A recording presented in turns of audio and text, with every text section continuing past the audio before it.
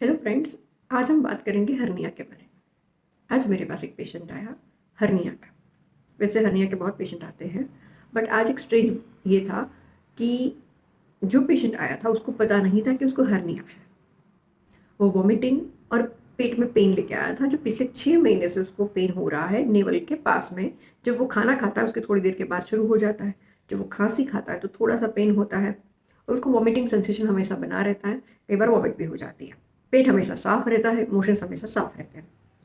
मैंने उसको मेडिसिन दी वॉमिटिंग की, और वो जो भी साइन एंड सिम्टम्स लेके पूरा उसका डिटेल में हिस्ट्री लेके मैंने उसको जो मेडिसिन दी, उसके दूसरे दिन से ही पेन गायब। जो 6 महीने से चल रहा था, सारी पेन किलर देने के बावजूद या पेंटोसिड या एंटासिड देने के बावजूद पेन नहीं जा रहा था, वो दूसरे दिन से ही चला गया।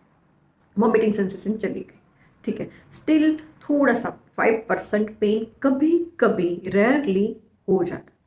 मैंने उसको अल्ट्रासाउंड लिख के दिया और वो अल्ट्रासाउंड में हर्निया आया।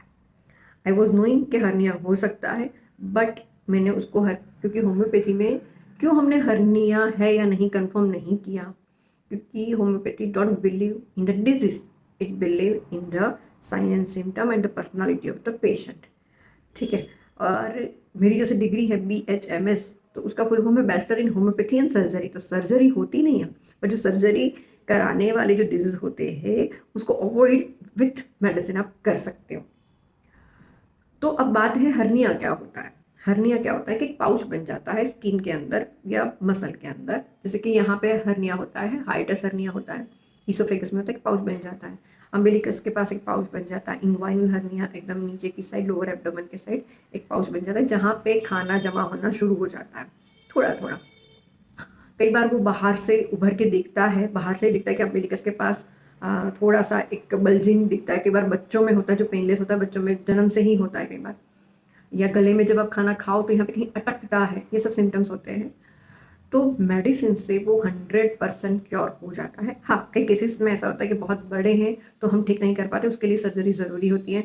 बट अगर थोड़ा थोड़ा बना हुआ है, छोटा सा पैच है, छोटा सा बन रहा है, तो होम्योपैथिक मेडिसिन से वो कम्प्लीटली क्योर हो जाता है। बल्ज नहीं रहता है, पाउच नहीं रहता है, सारे साइन एंड सिम्टम्स चले जाते हैं और नॉर्मल हो जाता है।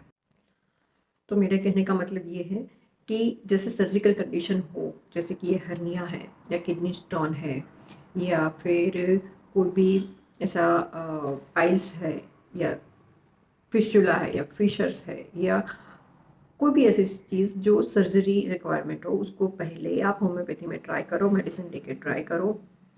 अगर वो सॉल्व नहीं हो रही है then you do the surgery, क्योंकि surgery is not the solution. Surgery के बाद भी फिर से वो बनना शुरू हो जाता है।